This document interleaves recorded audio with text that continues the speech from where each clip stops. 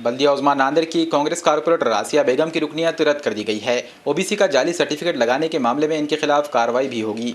Aurangabad high court ने अपने एक हुक्म में नांदेड़ की रुकने बल्दिया आसिया बेगम अब्दुल हबीब बागबान को जाली ओबीसी दस्तावेज बनाने का मुलजिम करार दिया है।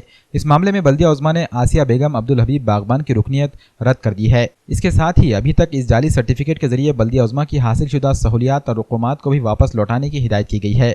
समाजी कारकुन सिकंदर मौलाना की अर्जदाश्त पर अदालत ने ये फैसला सुनाया है। सिकंदर मौलाना का इल्जाम है कि आसिया बेगम अब्दुल हबीब बागबान ने ज़ात का जाली सर्टिफिकेट बनाकर कई बार कारपोरेशन इंतखाबात में कामयाबी हासिल की।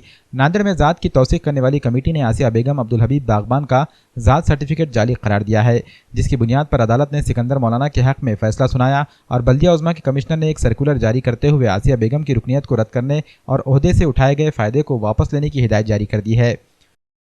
मैंने ज़ात प्रदानी कमेटी को कंप्लेन किया था। कमेटी ने कुछ एक्शन नहीं लेने की वजह से मुझे हाई कोर्ट जाना पड़ा 2015 में।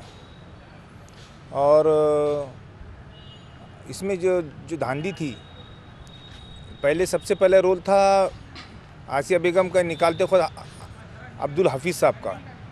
उन्होंने बोले मैं इनका चाचा हूँ, और जब लातूर में जब इन्होंने वैलिडिटी को डाले तब इन्होंने बोले मेरा इनका चचेरा भाई हूँ।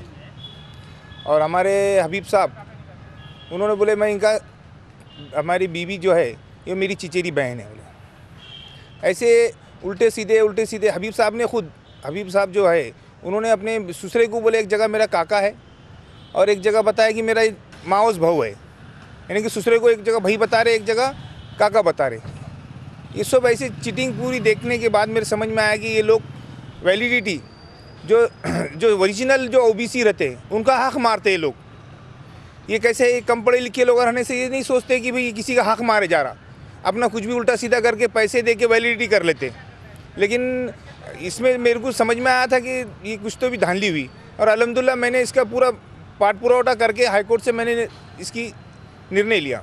इसमें जो कांग्रेस के जो कार्यकर्ता है, हमारे माजी नगर अध्यक्ष बसमत के अब्दुल हफीज़, उन्होंने यहाँ के जो अब्दुल हफीज़ जो माजी महापौर है नांदेड़ के, उनको शपथ पत्र दिया कि ये मेरा भाई है।